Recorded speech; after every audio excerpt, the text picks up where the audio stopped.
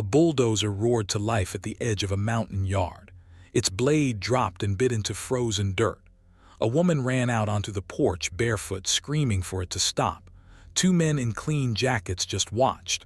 One of them checked his watch. The machine crawled forward toward a small cabin, tracks grinding, black smoke coughing into the cold. The woman grabbed a shovel. She planted herself between the blade and the door. Behind her, an old bloodhound started to howl. Her name was Maren Kane, and everything she had left in the world sat inside that cabin. The men had a buyer, a bulldozer, and every legal paper they needed. She had a shovel and a dog. Then from down the mountain came a sound. Low, rolling, getting louder. What came around that bend that morning stopped the bulldozer cold. Stay with me on this one. Now let me back up. Because to understand that morning, you have to understand the man who was already 3 months in the ground. Silas Kane drove trucks for 41 years. Long haul mostly. Montana to Texas and back, hauling anything that would fit on a flatbed. He was a big man with hands like catcher's mitts and a voice that could fill a diner. And he was the kind of father who showed love by fixing things. Your car made a noise, he heard it before you did. Your porch step went soft, it was solid by morning. He didn't say much, he just did. He had 3 kids, 2 sons, Wade and Roy, and a daughter, Maren. The boys took after their mother's side, quick to talk, quicker to spend. Wade ran a car lot down in Billings and always seemed to be 6 months from bankruptcy. Roy sold insurance, or said he did. Mostly he sold himself. But Maren, she was Silas all over again. Same quiet, same hands. She could rebuild a carburetor at 12. She left home at 19, worked as a diesel mechanic in 3 different states, and called her dad every Sunday night without fail. When the cancer got him, it got him fast. Maren drove 20 hours straight to be there. She sat by that hospital bed for 11 days. She held his hand when he stopped breathing. Her brothers flew in the day of the funeral and flew out the day after. And then came the will. They read it in a lawyer's office in town, the 3 of them sitting in stiff chairs. Wade already had his phone out. Roy kept glancing at his watch. The lawyer, an old friend of Silas named Gordon Pratt, cleared his throat and read it plain. The shop went to Wade. The savings split between Wade and Roy. The good acres, the flat 60 near the county road that a developer had been sniffing at for years, went to the boys as well. And to Maren the will left one thing, a deed. A single deed to a cabin at the edge of Coldwater Pass. 10 acres of rock and pine on a mountain that got buried in snow 6 months a year. Wade actually laughed. Not cruel exactly, more surprised. The old hunting cabin, Dad left her the shack. Roy leaned over to look at the paper. Nobody's been up there in years. Roofs probably caved in. Maren didn't say anything. She just took the folder Gordon slid across the desk and held it in her lap. Here's the thing you have to understand about that moment. It wasn't the money. Maren never cared about the money. It was that her brothers divided their father up like a garage sale, took the valuable pieces, and handed her the thing nobody wanted. And they did it in front of her without so much as a flicker of guilt. Gordon Pratt watched all this over his glasses. When the boys left, he asked Maren to stay a minute. He looked like he wanted to say something. Then he seemed to think better of it.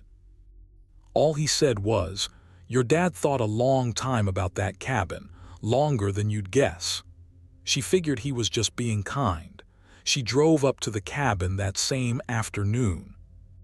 The road up Coldwater Pass is 1 lane of cracked blacktop that hugs the mountain and drops off a cliff on the other side. She took it slow. When she came around the last bend, there it was. A squat log cabin with a stone chimney, a sagging porch, and a tin roof gone orange with rust. Behind it, the mountain. In front of it, the highway, and then nothing but a valley that ran green and gold all the way to the horizon. It was, hand to God, the most beautiful piece of land she had ever seen. Broken down. Forgotten. And beautiful. Riding shotgun the whole way was the only living thing her father left behind that anybody actually wanted, and nobody had asked for. Deacon, a 12-year-old bloodhound with gray in his muzzle and hips that ached when it rained. Silas's dog. The boys wanted nothing to do with an old dog, so Maren took him and Deacon took to her like he'd been waiting. She pushed open the cabin door. Inside, dust and cold and her father everywhere. His coat on a hook, his coffee cup by the sink, a wood stove and a bed and not much else. And on the kitchen table, held down by a rock, a stack of mail, property tax notices, the most recent one stamped in red. Silas had let them pile up in his last year, sick and tired. The number at the bottom made her sit down hard in a wooden chair. $14,000, owed to the county, past due, and a line at the bottom she read 3 times. If not paid, the property would go to tax auction in the spring. Maren had $1,100 in her checking account and a truck that needed a clutch. She sat there in the cold with her father's dog leaning against her leg, and she made a decision. She wasn't going to sell. She wasn't going to run. She was going to fix this the only way she knew how, one thing at a time, with her hands. She'd made a lot of hard choices in her life. That one turned out to be the one that mattered. The first few weeks were just work. Maren got the wood stove running and sealed the worst of the drafts. She patched the roof where the tin had peeled. She hauled water from the creek until she got the well pump breathing again. She took a job at a garage down in the valley town, 40 minutes each way, turning wrenches on ranch trucks and school buses. Every dollar she could spare went into a coffee can marked taxes. It filled slow, painfully slow, and she started to notice the road. Coldwater Pass carried a strange kind of traffic, not much most days. A rancher, a fuel truck, a tourist who'd taken a wrong turn. But some evenings she'd hear engines coming up the grade, and it wasn't cars. It was motorcycles. Usually just 2 or 3. They'd slow near her place, almost like they were looking, then roll on over the pass. She didn't think much of it. Bikers liked mountain roads. Everybody knew that. Then one afternoon in early spring, a single rider pulled off onto her gravel. He was an old man, older than her father would have been. Long gray beard, a leather vest gone soft with age, and eyes so pale blue they looked almost white. He didn't get off the bike right away. He just sat there and looked at the cabin like it was a church. Deacon, who barked at nothing, walked right up to him and put his head on the man's knee. "Well, I'll be," the old man said. He scratched the dog's ears. "You're Silas's hound." Maren wiped her hands on a rag and came down off the porch careful. "You knew my father." The old man looked at her a long moment. Something crossed his face. Recognition, maybe sorrow. "You've got his jaw," he said. "You'd be Maren." He said it like he already knew her, though she'd never laid eyes on him. "I heard he passed. I'm sorry." He was a better man than most who wear a collar and preach it. He told her his name was Bishop. He said he rode with a club that had used this stretch of road a long time, and he'd known Silas going back 30 years. Then he asked her a strange question. He asked if she was planning to keep the place. She told him the truth, about the taxes, about the spring auction, about how she was trying but the can filled slow. Bishop went very still. His jaw worked like he was chewing on something. Finally he just nodded and said, "You keep that dog close. And you don't sign anything, not one thing, you hear me?" Then he started his bike and rode off over the pass before she could ask him what he meant. She should have listened harder, but how could she have known? 2 days later the letters started. The first was from a company she'd never heard of, Coldwater Ridge Development, LLC. A polite letter offering to buy her 10 acres. The number they named was more than fair. It would clear the taxes and leave her enough to start over somewhere warm. She threw it in the stove. The second letter was less polite. It reminded her of the tax debt and hinted, in careful lawyer language, that the property might not be hers to keep much longer anyway. The third letter wasn't a letter at all. It was Wade and Roy standing in her yard on a Saturday morning. They'd driven up together. Wade was doing the talking the way he always did. He explained it to her slow, like she was a child. There was a developer, a resort company. They wanted the whole ridge, the flat 60 the boys owned and her 10 acres too, to build some kind of mountain lodge. The boys had already agreed to sell their part, but the deal was worth a lot more if it included her piece. The road frontage, the view. "You can't afford the taxes, Mayor," Wade said, almost gentle. "Everybody knows it. You lose it at auction, you get nothing. We're offering you a way to walk away with cash in your pocket." Roy chimed in. "It's what Dad would have wanted, for all of us to come out okay." That last part, that's what broke something loose in her. Maren looked at her brothers standing in their father's yard, next to their father's cabin, invoking their father's name to talk her out of the one thing he'd left her. And she understood, finally and completely, exactly what they were. "No," she said. Wade's gentle look dropped away. "No. He left it to me, not to you, not to a resort, me, and I'm keeping it." The argument that followed got loud. Roy called her stubborn. Wade called her worse. They stood in that yard and told her she was throwing away a fortune out of spite, that she'd end up with nothing, that she was too proud to be smart. Deacon planted himself in front of her the whole time, hackles up, a low growl in his old chest. Finally, Wade threw up his hands and walked to his truck, but before he got in, he turned around. And what he said next was the moment everything became real. "Have it your way," he said, "but you should know something, that tax auction. The developer's gonna buy it right out from under you the second it hits the block. And when they own it, guess who they hire to clear the lot?" He smiled without any warmth at all. "So you can keep the shack for about 6 more weeks." Then they drove off down the mountain. Maren stood in the yard a long time after the dust settled. 6 weeks. She counted the money in the can that night by the light of a lantern. $2,200. She needed $14,000, but here's what happened next. And I need you to really hear this part. She didn't cry. She didn't call anybody. She went to the garage the next morning and she asked her boss for every extra shift he had. She sold her father's spare truck for parts.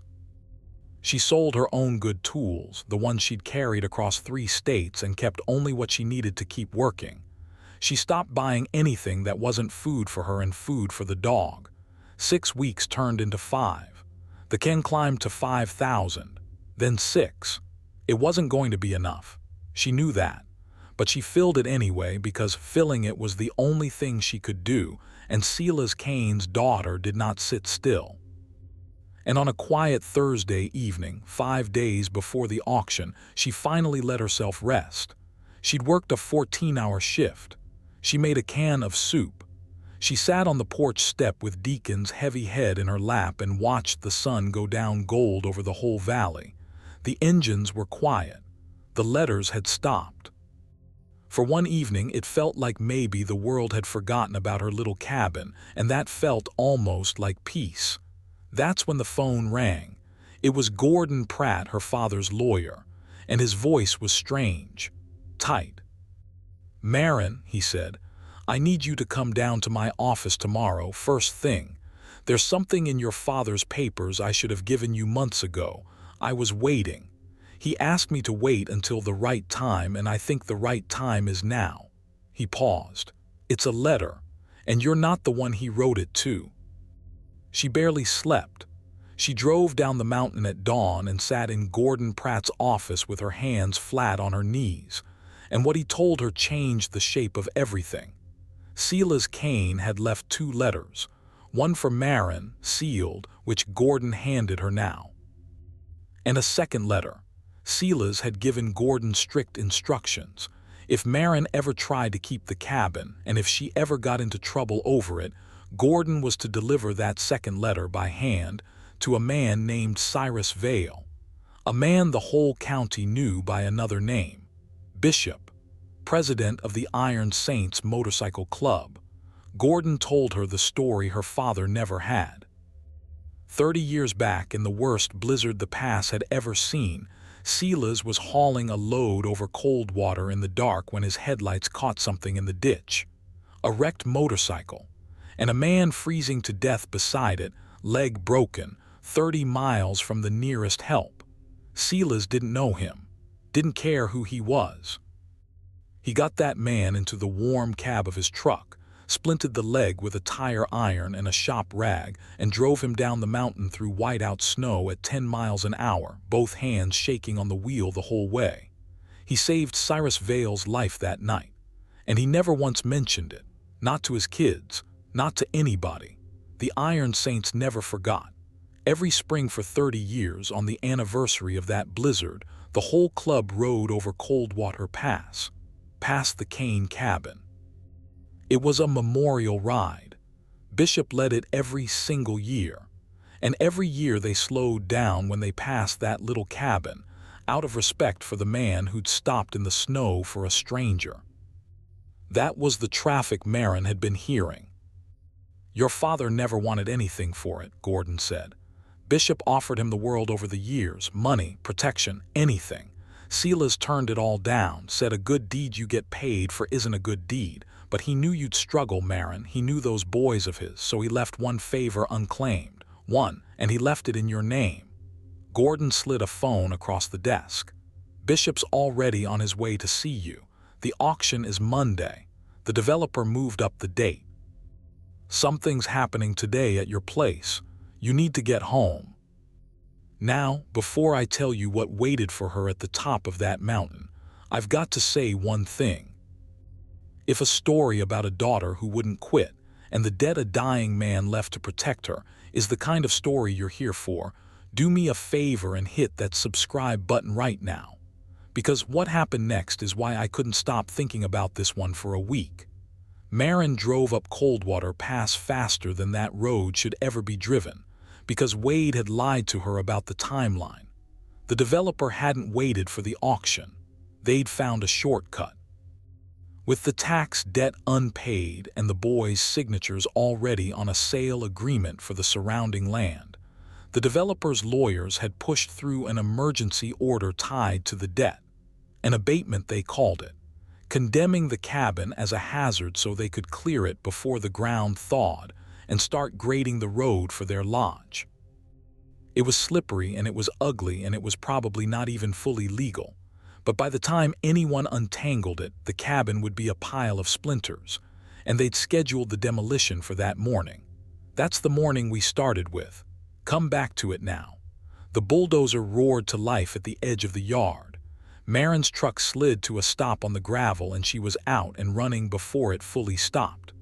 Wade and Roy stood off to the side in clean jackets, arms crossed. A man in a hard hat leaned against a black SUV with a clipboard, and behind him, the bulldozer's blade came down and bit the dirt. Marin ran up onto her own porch, grabbed the shovel she'd left by the door, and put herself between the machine and the cabin. Deacon came off the porch howling.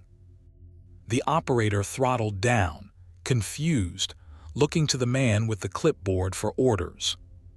"Move her," the clipboard man said flatly. "We have a court order." Wade wouldn't even look at her. Roy stared at his shoes, and that's when the sound came up the mountain, low at first, a rolling thunder that you felt in your chest before you heard it in your ears. It came around the bend and it did not stop coming. One motorcycle, then 5, then 20, then more than anyone could count. They filled the road and they poured into the yard, and they kept coming until 40 leather-clad riders sat on 40 rumbling machines in a half circle around that little cabin, and the ground itself seemed to shake. The bulldozer operator killed his engine. At the front, an old man on an old bike rolled to a stop 10 feet from the blade. Bishop. He took his time getting off. He walked past the bulldozer like it wasn't there, past the man with the clipboard, and he stopped in front of Marin. He looked at the shovel in her hands, and something in his weathered face went soft. "Silas's girl," he said, loud enough for every soul in that yard to hear, standing on his porch with a shovel ready to fight the whole world alone. He shook his head slow. "You are your daddy straight through." Then he turned to face the men in the clean jackets. The clipboard man tried first. He was a lawyer or worked for one. He straightened up and started in about court orders and trespassing and law enforcement being on its way. Bishop let him talk. When he was done, Bishop reached inside his vest and pulled out an envelope. Old, soft at the corners, and he held it up. 30 years ago, Bishop said, a man pulled me out of a ditch on this road and saved my life and asked for nothing. That man is dead now, and this is the only thing he ever asked me for. He looked at Wade. He looked at Roy. You two are his sons, and you drove a machine up here to tear down the last thing he built. Do you have any idea at all, what you were about to do? Wade found his voice, but it shook. This is club business, old man. This is legal. That land's been condemned. You can't stop a court order with a motorcycle. No, Bishop agreed, but I can pay a tax debt. The yard went quiet. Bishop turned to a younger rider beside him, a huge man they called Tank, who stepped forward carrying a canvas bag. The debt on this property is $14,000 and change, Bishop said. The Iron Saints are paying it in full, today, before that auction, which means come Monday, there's no debt for your developer friends to buy. There's no lien. There's no hazard abatement worth the paper it's printed on, because you can't condemn a woman's home to collect a debt that's already been settled.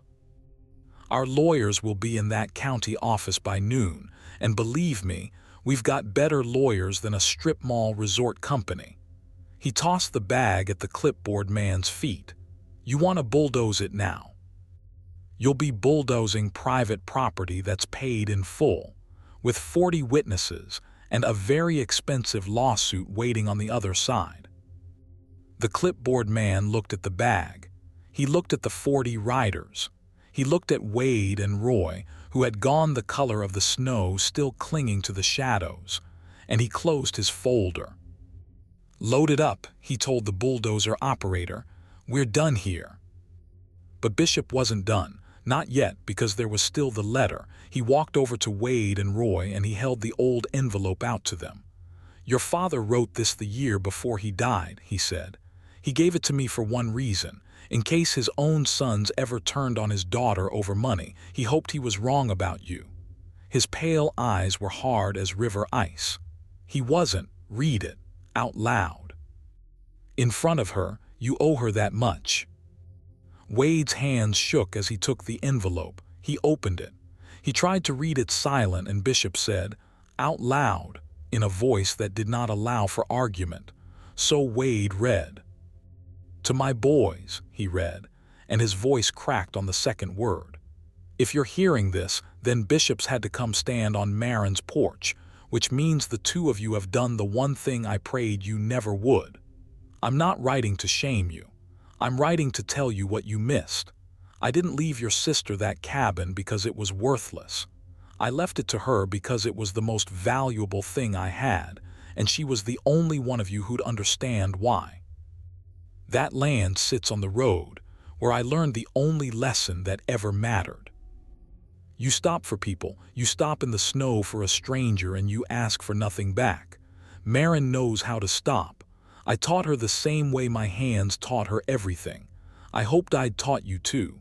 The cabin was never a shack, boys. It was a test. And I'm sorry. I'm so sorry I already know how you're going to score it. Wade stopped reading. He couldn't go on. Roy had turned away, one hand over his face, his shoulders shaking. And Marin, standing on the porch with the shovel finally lowered, felt the tears come at last. Not for the cabin, not even for herself. For her father, who had seen all of this coming years ago, and who had loved her enough to build her a wall of 40 men she'd never met, and who had loved his sons enough to give them one last chance to prove him wrong. Bishop climbed the porch steps.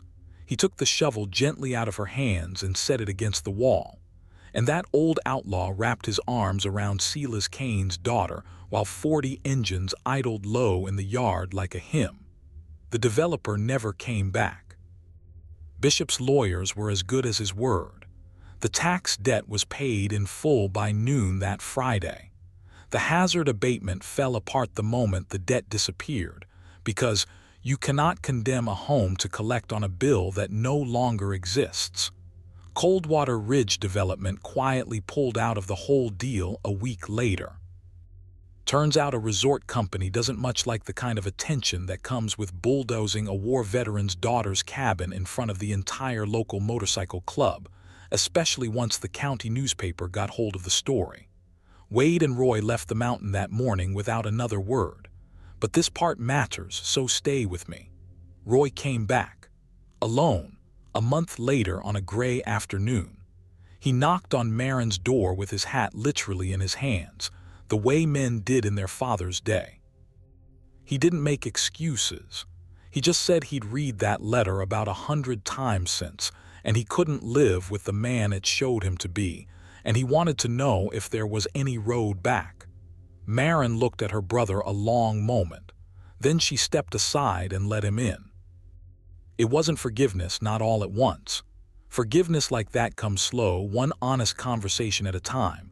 But it was a door opened. It was a start.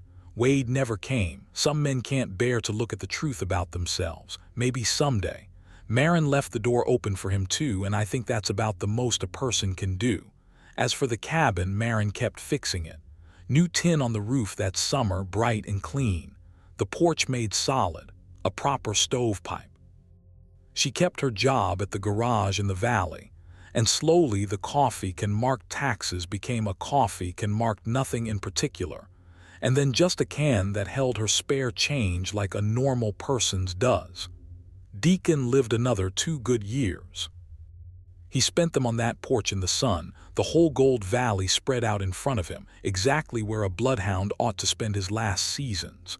When he finally passed, Marin buried him out back under the pines in sight of the road. It seemed right. He'd been the last living thing her father left her, and he'd been the first one to walk up to Bishop and put his head on that old man's knee like he knew, like he'd always known. And the Iron Saints, well, they still ride over Coldwater Pass every spring. Same anniversary, same blizzard 30-some years gone now. But the ride's a little different these days. Because now, when those 40 engines come rolling up the grade and around the last bend, they don't just slow down out of respect and roll on by. They stop.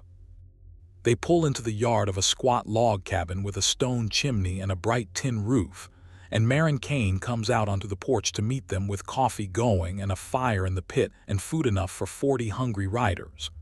Bishop takes the same wooden chair every year, the one that used to sit at Silas's kitchen table, and they tell the story. The one about the trucker who stopped in the snow for a stranger and asked for nothing back. They tell it so the young riders will know it, so it doesn't die.